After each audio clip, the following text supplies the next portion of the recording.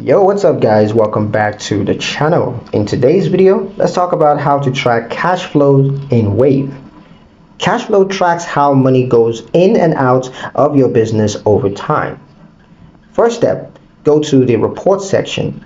Click reports from the left hand menu. Then you're going to select cash flow reports. So just click on cash flow under the financial reports section. Next, set the date range.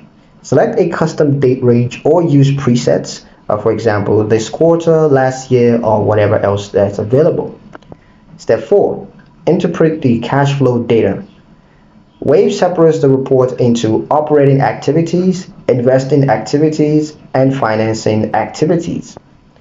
Positive numbers indicate incoming cash, negative numbers show cash outflows. Step 5. Use for financial planning. This report helps identify cash shortfalls or surpluses so that you can make informed financial decisions.